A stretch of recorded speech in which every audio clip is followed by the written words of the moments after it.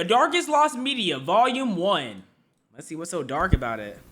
The topics discussed in this video are disturbing and can... Okay, I guess I'm not... On April 25th, at this bus stop, one boy, 15 years old, shot and killed a 17-year-old boy with a revolver.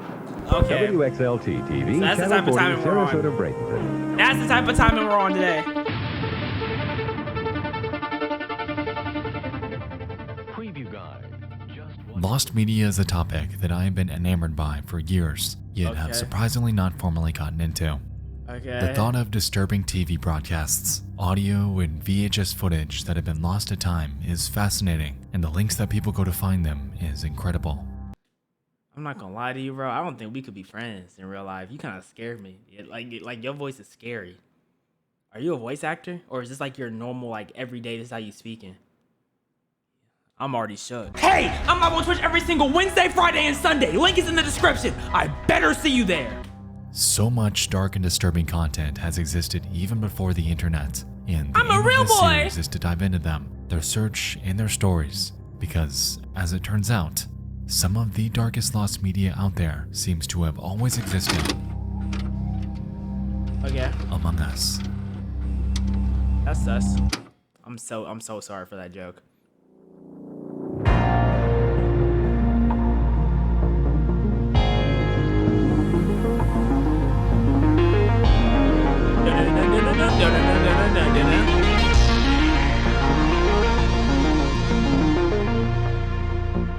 All right. Walking never again. My bad, bro. My bad. Tape 1.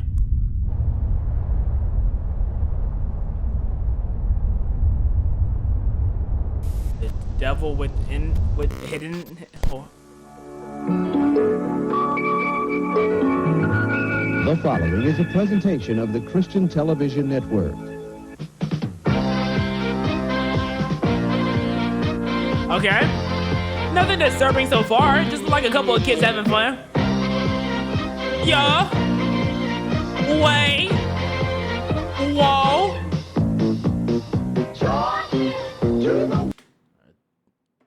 Are they teaching kids how to snort? Are they okay?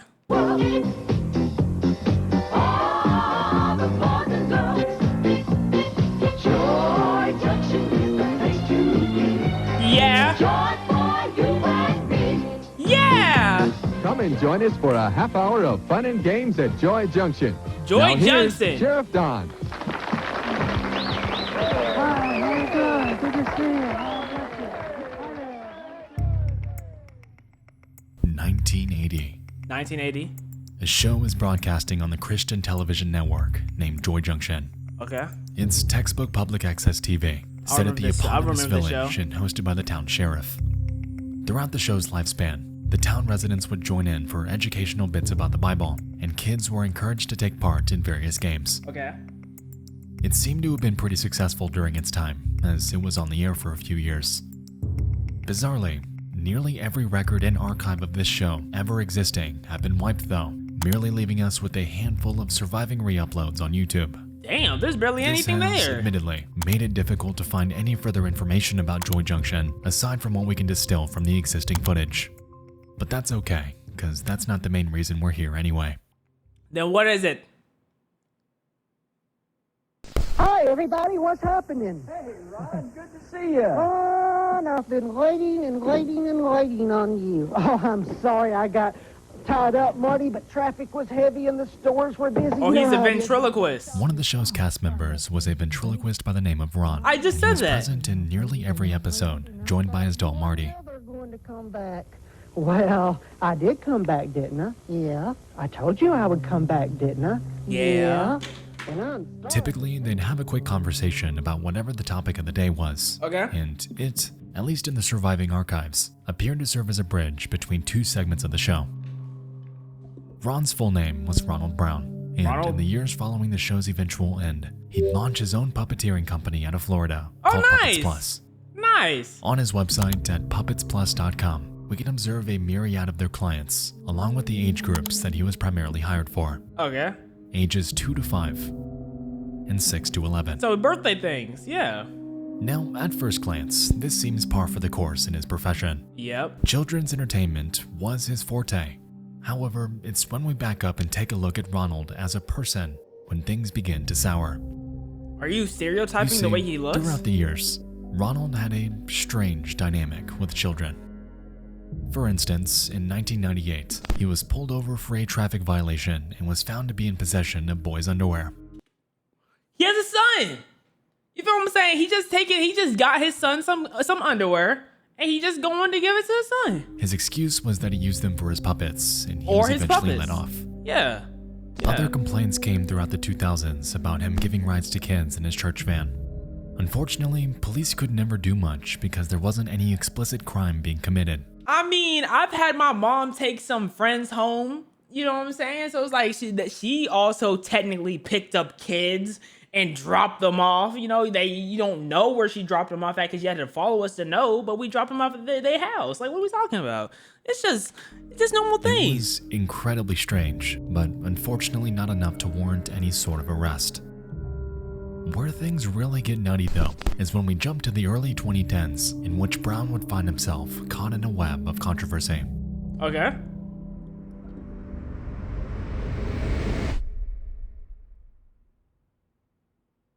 Okay. What's happening here? Hello? Knock, knock! Hello, how are you? Oh, I'm doing good. How about you? Doing well. That's good. That's good. And C. Who's C? Sadly, he's doing well. Sadly, I wish I had tied.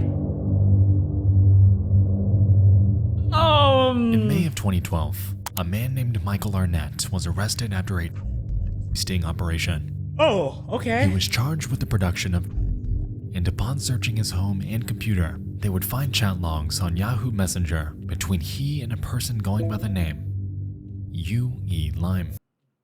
Yahoo Messenger? Yahoo has a messenger app? What the fuck is Yahoo Messenger? As it turned out, Arnett would produce these images and distribute them to various others online from the username CK3666, Sweet Talker Linda. So what's that to do with Capkeeper 2. Ronald? You'll notice that U.E. Lime was outward about their desires. Yeah. They expressed interest in Wait, I'm not even reading. Wait.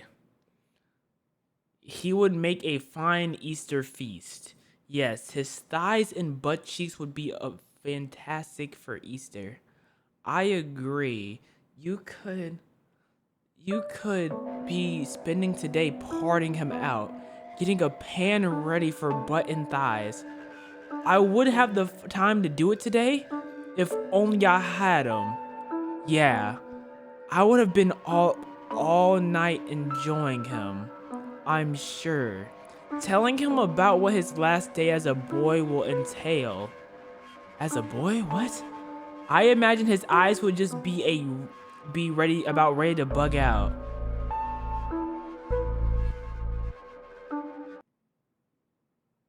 Okay. outward about their desires. Wet They with expressed tears, interest so in scared and cannibalism, helpless. torture, sexual assault, and all of it was directed towards children, even as young as 2. The catch here, though, is that U.E. Lime wasn't just a random person. It was Ronald Brown, Proof! his secret online alias in which he'd express his fantasy about Where's- the kids he surrounded himself with daily. Where's the proof? Let me remind you that this was a man whose entire career, entire life, was centered around associating with kids. That's insane when you Someone think who about it was, like that. at one point, How on many television victims do you think in he's front of had? Thousands. To say that these chat logs were a bad look, Yeah, maybe a dotted line around the base of his wood, an arrow, and label it cut here? That would get him trembling knowing you're gonna cut his boy part. would be putting it lightly. And yes, the messages you're seeing are straight out of the official case file. It's like the sharp in back and forth across. Okay. Moving on. Okay, we get it. Ronald, he's more than tweaking. Okay, he needs to be put to rest.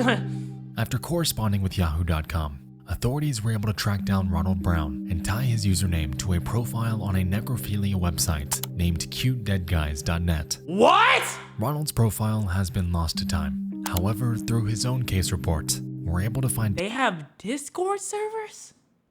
No girls, Jeremy gay. details describing it. On this site, his bio read, "I love them young and dead. I enjoy them fresh, but like to see them displayed in their casket too." What? And a few snippets from his post history. "I like the blonde boy. Would love to snuff him. Very hot pics. That boy looks dead. I like that one. I'd love to kill them." It's safe to say that at this point, there was more than enough to warrant an arrest. You know, And on July 19th of 2012, that notion would finally become a reality. I'm not mad at it. Marshals arrested a Largo man I'm for not possessing mad at it. and conspiring to kidnap a child. They say he was a puppeteer who performed for children in the Bay Area. News Channel 8's Yolanda Fernandez has been following this story for us. She is joining us live tonight from Pinellas County. Well, Keith, 57-year-old Ron Brown is here in the Pinellas County Jail tonight. Federal Yes, sir. investigators say it was his gruesome and very graphic online chats with the known...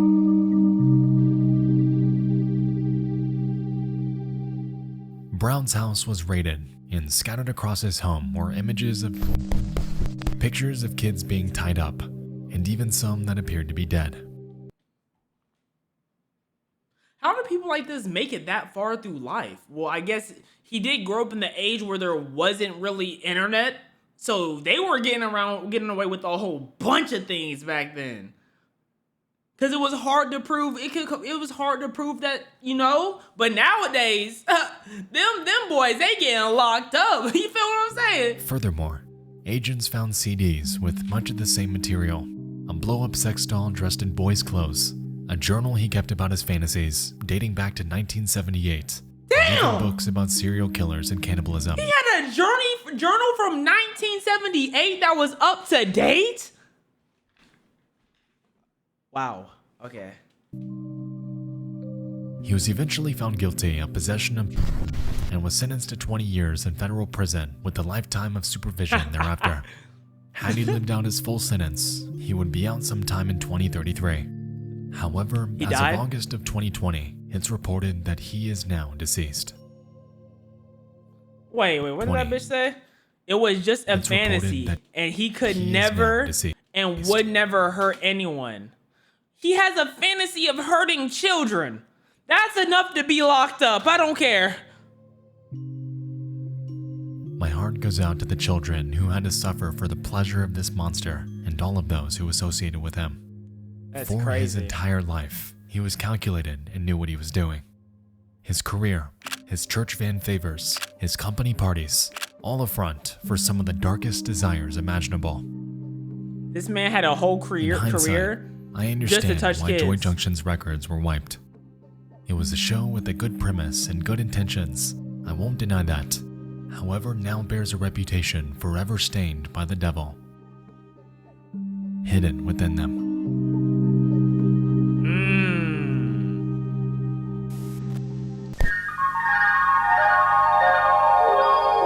The Nexo broadcast system will return after these messages.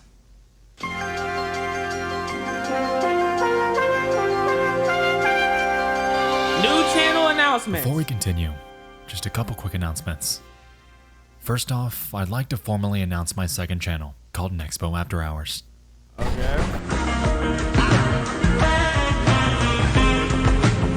Here, I aim to bring you This guys editing analytical fire. videos about smaller web series and horror video games. This editing fire, I'm not gonna Currently, I lie have to an you. upload about a smaller creepy web series, and I'll be dropping the next one in about 5 minutes from Gameplay. now.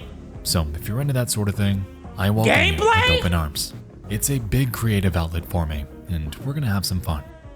If you're not, however, it would be dark, creepy games. Y'all no see the sweat. games he's playing? We still got the big projects on main. Second, new merch is now available at Crowd Interested, gaining early access to Video Mean the World Good. Tape 2. The Legacy of Tragedy. What?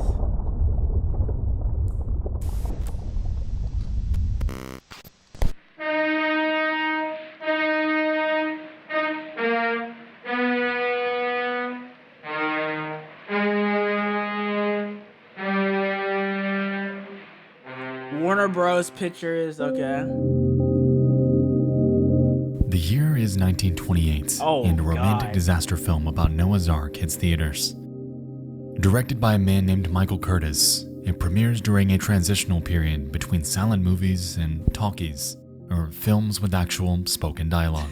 Talkie Because sounds of this, racist. it's mostly regarded as a hybrid film with long scenes being played over music. Talkie and with sounds it ridiculous. Comes a healthy dose of extensive criticism.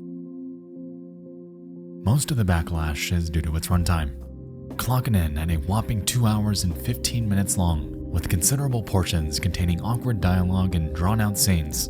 Sitting through this movie is, to put it lightly, a considerable undertaking.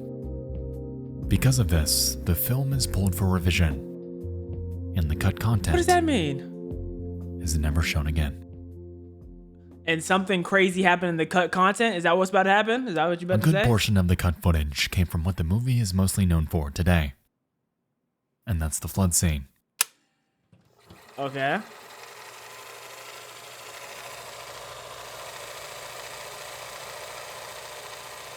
I mean, Avatar is 3 hours, so I mean, it can't be that bad.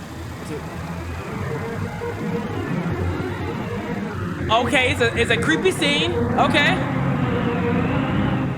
In it, we can observe a slew of actors fighting their way out of a crumbling temple and towards the Ark to stay alive. Yeah. It's a grandiose set with a lot going on, and keeping in mind the time period, all of this was pulled off with practical effects.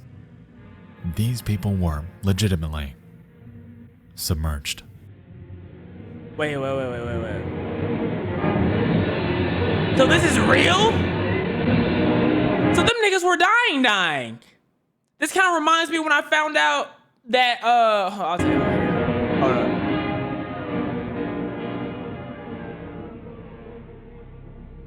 Some might consider the acting here to be pretty well done. Like I said, this scene is grand, and due to the time period, was all pulled off practically. Yeah? The thing is, some of these actors weren't Died? actually acting. Yeah. As during this scene, 3 actors drowned and 1 reportedly lost their leg. Lost their This was the leg? result of over 600,000 gallons of water being dumped across the set. Something that the What? film's extras were reportedly unaware of. It's been reported that, before filming commenced, Michael Curtis was warned against putting so many people in danger. However, he shrugged it off, claiming that the extras were expected to be prepared for anything. That's and so that, quote, nasty, bro. they're just gonna have to take their chances. That kind of reminds me when I found out that multiple dogs died in the making of Air Bud.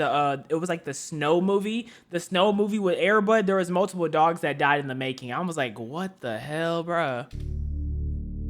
In the original cut of the movie, it's rumored that you could see these deaths happen on screen with a much more fleshed out flood scene. However, since the revisions, that original version is forever considered lost. Forever considered lost. They know the military has It's it. rumored that Curtis was in pursuit of relentless perfection. He wanted this movie to be grand and authentic. However, in this chase came a loss of life that did not need to happen, leaving Noah's Ark forever stained with an enduring legacy. That's crazy. You tragedy. could see them. They saw them die, bruh.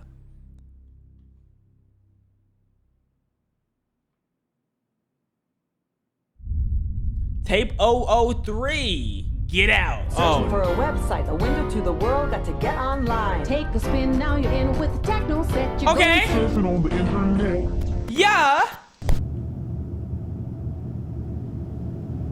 That's a nice little candle you got there.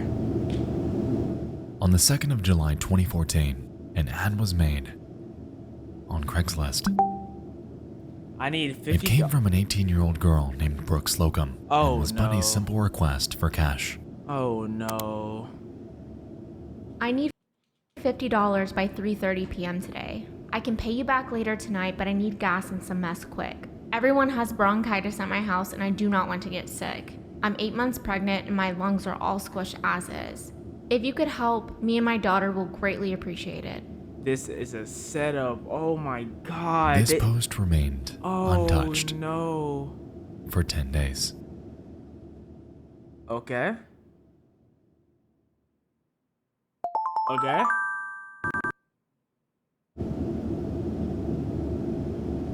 At 10:08 p.m. on the night of July 12th, Slocum receives an email from a man going by the name Mike's Hard.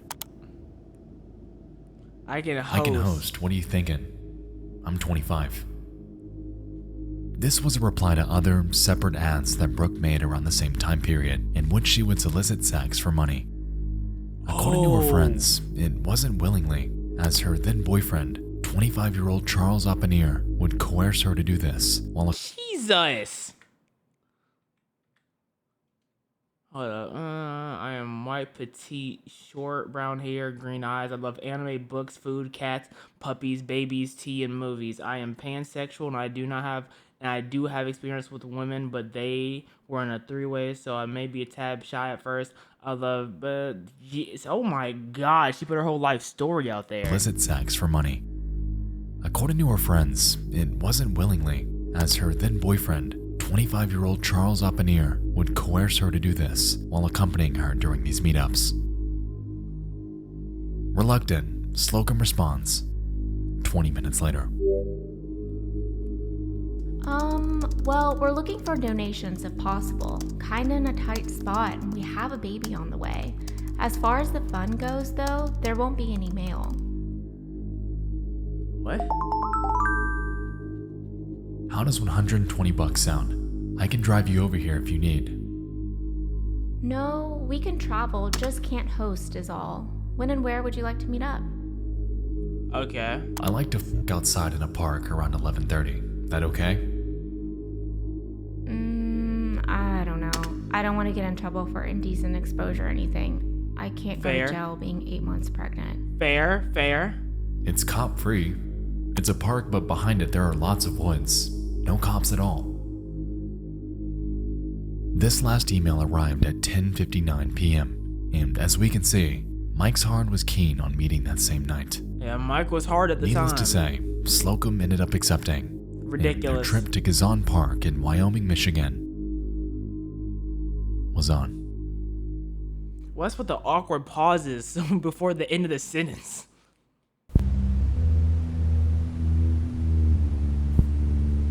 The hell is this? What the hell are we looking at? Is this Mike's Hard?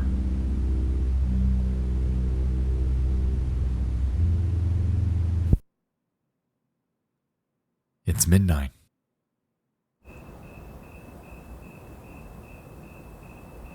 The couple arrives, with Mike pulling up shortly after. Okay. Initially believing this to be another sex meetup, the two approach Mike without much concern. Sometime during the next few minutes, Brooke is grabbed, bound, and shoved into the trunk of Mike's car. In haste, Charles tries to help, however is unsuccessful, resulting in a violent altercation between the two. It's unclear how long this fight lasted. However, what is certain is that during this, Charles was violently killed. Damn! Mike They met up with a stranger at 12 a.m. with no weapon. They didn't have a single weapon. There was no self-defense prepared. He also did force his girlfriend to sell her body. So, I mean, it's not like he's, like, completely underserving. But golly, man. Drags his body near the woods, saws his head off, and covers the remains with sticks. Oh my God. Without so much of a single witness, he jumps in his car and, alongside Charles' head and Brooke Slocum stowed behind him, drives off into the night.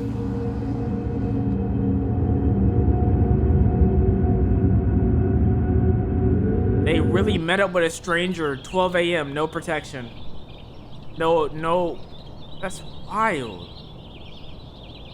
After realizing that Oppenhier's car had not moved in days, police began probing on his whereabouts. When asked, his parents drummed up nothing, his work nothing. Damn. No one knew where he was, but his car was there. And so they began searching the park on July 17th, 5 days after the incident with Mike's Hard. Upon scouring the wooded area that lined its back end, they then discover a headless body under some brush. And it was later That's identified terrifying. as Charles Oppenhier. AKA Markiplier's long lost brother. In the coming hours, what's worse, the it first was one or this one? The realized that first one Oppenhier was wasn't worse. single, and his girlfriend too was missing. In haste, authorities obtained a search warrant for her apartment and began searching her laptop. On it, there were a myriad of conversations. However, one thread from Mike's Hard stood out among the rest. The Well, yeah, Internet 'cause they Crimes met up. Against Children unit was called in for analysis on the real name behind the alias, and they found that this address was tied to another email, which was tied to a Facebook for a man not named Mike, But named but Brady. Brady. Brady Ostrike. Brady looked like a problem. I'm not gonna lie to you. Brady looks like a stereotype, but we're gonna keep it pushing. But he definitely has a stereotypical look.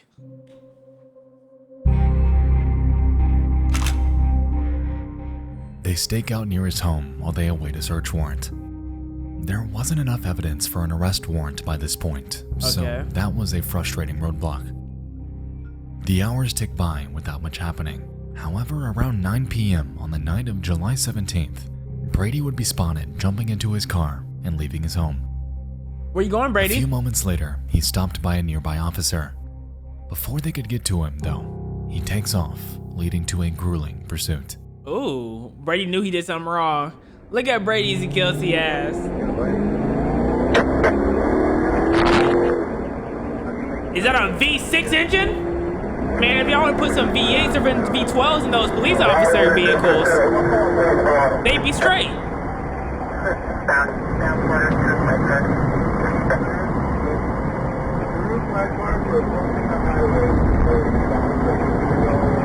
This has the same quality of a gay dwarf's butthole, bro. What the hell?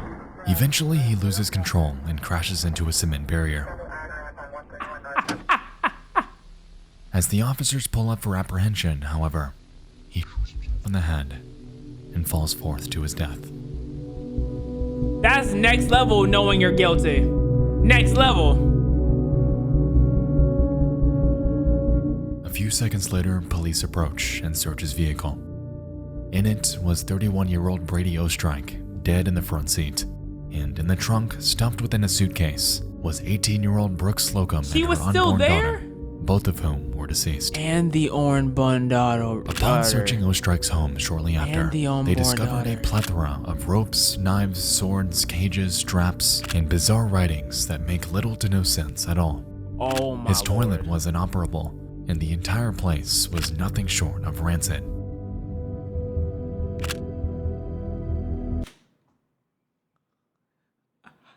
Oh my god, this is just disgusting. That mattress is disgusting. Most interesting of all, however, was the discovery of cameras. Oh, so that's As him. it turned out, he had them all over his home so he could document his actions. And what you're seeing here is Ostrike as he prepares the basement he kept Slocum in for those agonizing 5 days. Now, there exists footage of Brady Ostrike's grueling torture of Brooke Slocum. Yeah, I'm not trying to see However, it. you'll never see it. Thank God. The police department has gone on record to say that they will never release it, however describe it as something straight out of a nightmare. During the time I'm Slocum glad. was captive, and even when police were right outside the home, she was locked in handcuffs with a chain around her neck. Reportedly, Ostrike had bound her arms to the ropes hanging from the ceiling You don't and have left to her describe it. dangling while You he don't- sexually assaulted You and don't tortured have. her You don't before have to strangling describe. her We to know. death. We know. You didn't have to say All it of though. this You didn't was have to captured say on it. film. Like we know. Years later, Oppenhier's head was found off some back roads, 17 miles north of Gizon Park.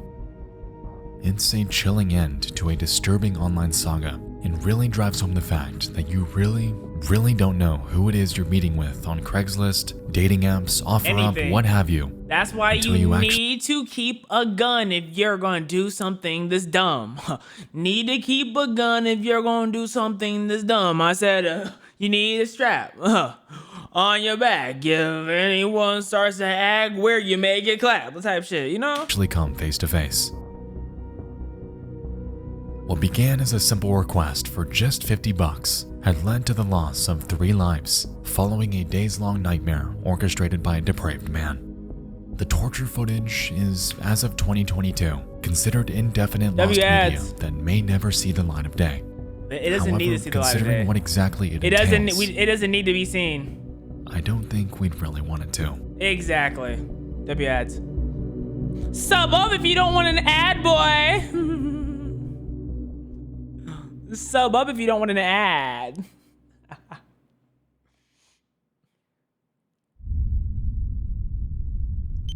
004 tape in living color. Coast Federal. Win Armstrong for Coast Federal. Damn. WXLT TV, Channel 40, Sarasota, Bradenton. We're with you on ABC with you. Why does this thing look like an eyeball? That's kind of creepy. That's really creepy that it looks like an eyeball. The year is 1972, and a reporter named Christine Chubbuck eagerly lands a job at WXLT Channel 40 what up, in Chubbuck? Sarasota, Florida. Initially hired as a reporter, she was reassigned to a spot named Suncoast Digest, a local affairs segment that ran at 9 a.m. every Saturday. Okay. During her time there, she'd become attracted to a fellow reporter named George Ryan and would seek his attention by baking him cakes and expressing a desire to hang out. Aww, when she had a realized little that he crush. was already romantically involved with another coworker, however, it was detrimental to her self-image, as Christine historically had difficulty finding love. Damn. According to her family, she'd go on dates with various men throughout the years, however had trouble connecting socially with them. On top of this, by 1973, Chubbuck underwent surgery to have one of her ovaries removed. Ooh. And as a result, her doctors began to pressure her, claiming that if she wasn't able to conceive within 2 to 3 years thereafter, she may never be able to. Oh. And what happens next? The following program is brought to you in living color on NBC. Hey, living color NBC, my dogs.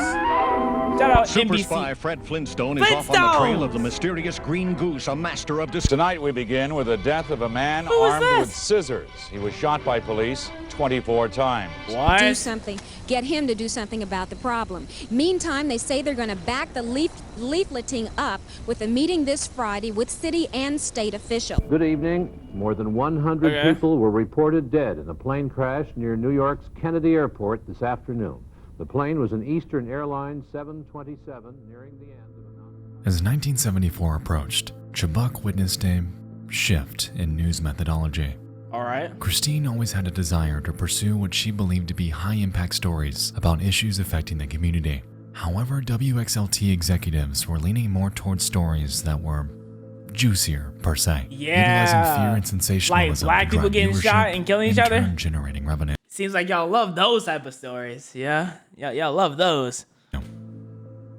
The news she was tasked with reporting began to shift further and further towards spectacle and shock, and she frequently rallied against this, to no avail.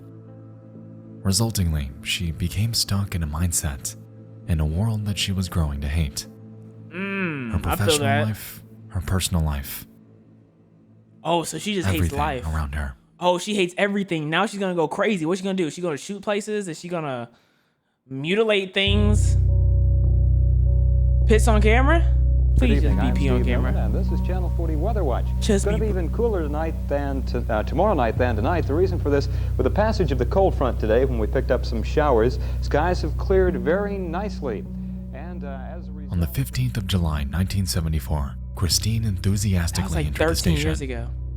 Instead of opening Suncoast Digest traditionally, however, she claimed that there was a newscast she had to read to open it. Okay. Something that hadn't been done hitherto. She takes her seat at the news desk, and for the first 8 minutes, opens her segment about 3 national news stories and a shooting that took place the day prior. Following this, a film reel of the shooting was supposed to play, but had jammed, leaving a few moments of dead air. Oh yeah? And what happened to the dead air? Christine apologized for the error before taking out a script she had handwritten and reading to the viewers the following.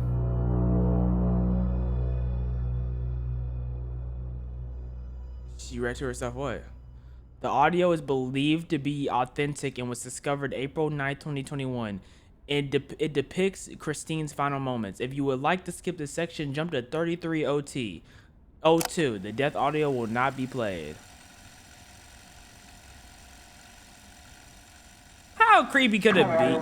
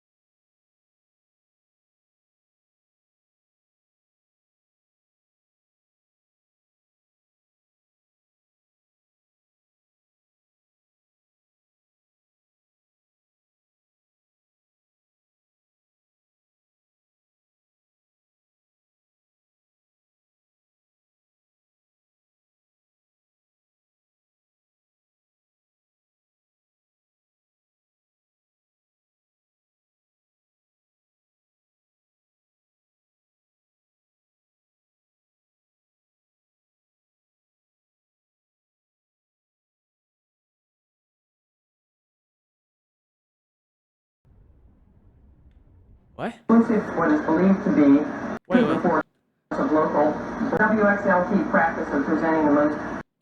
In keeping with the WXS, the practices presenting the most.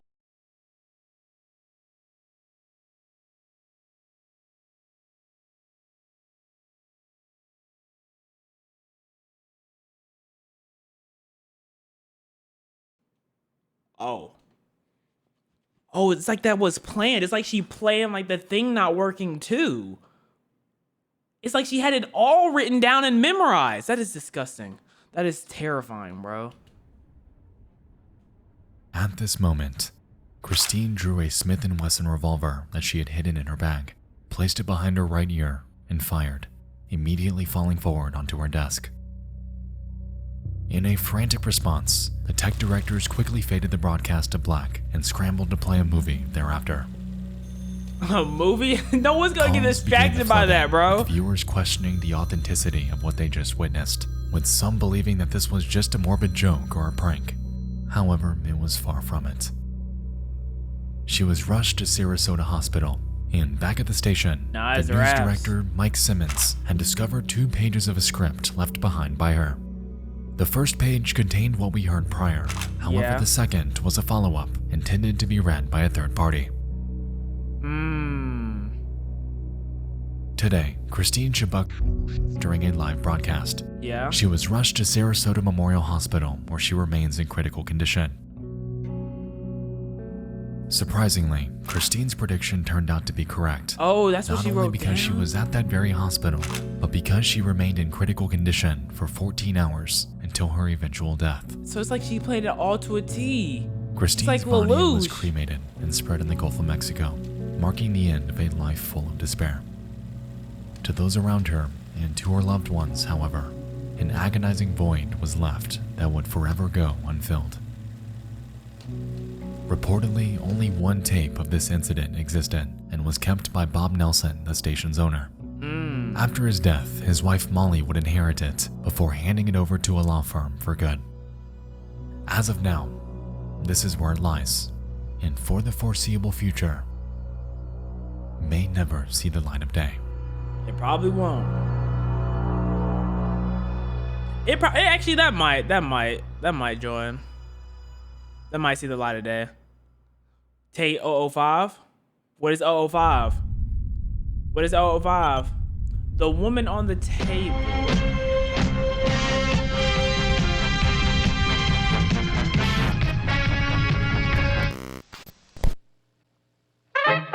What's that woman doing? Cuphead? We will return after these messages.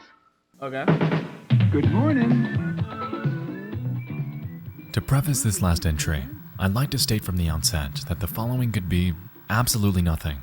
The answer could be completely mundane. However, the footage in this section has personally stood out to me because of how bizarrely out of place it is and how little info there is about it. What? I was gonna put it in the next disturbing things. However, I think it fits better here. Let us begin. Okay. But what do you... I don't even know what you mean by that. It's the 1980s. Oh, you said Prime TV? Look at this beautiful animation. Beetlejuice makes its debut.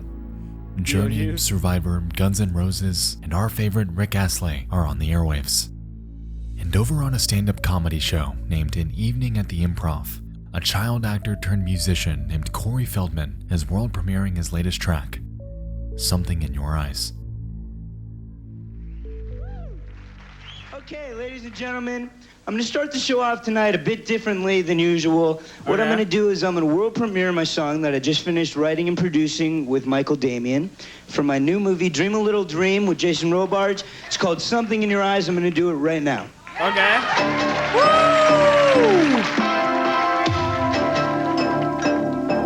Oh! Yeah. Yeah. Hey. Oh. Yeah. Yeah. Hey. You wanna be Mike Jack so bad? You wanna be him so bad? You wanna be Mike Jack so bad? As we can see, he had a mixed reaction from the audience.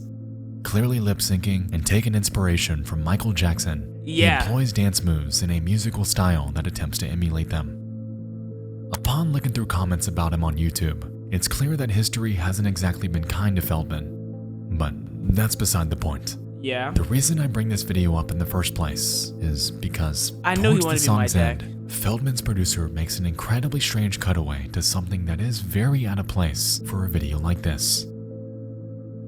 Have a look. You shouldn't have let it go. You should have held on.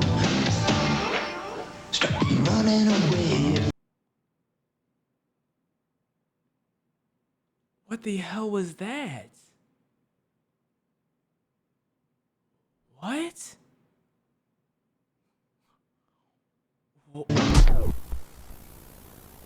Yeah, pause. What the hell was that?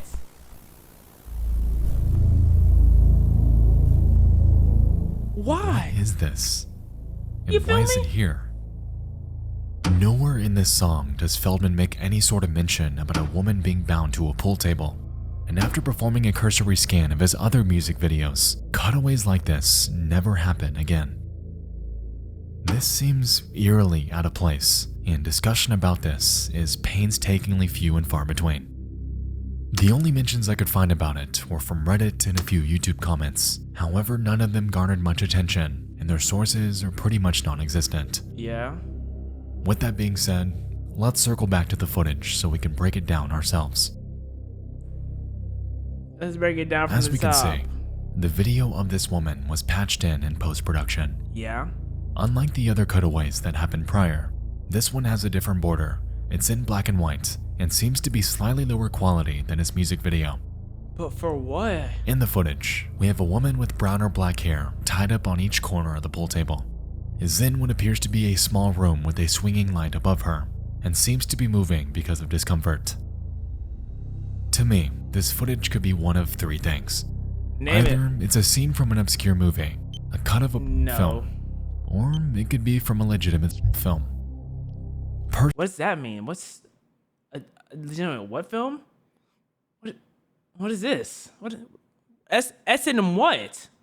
Personally, I believe it's one of the first two, given how obvious this cutaway is on something that's been seen by hundreds, if not thousands, of people.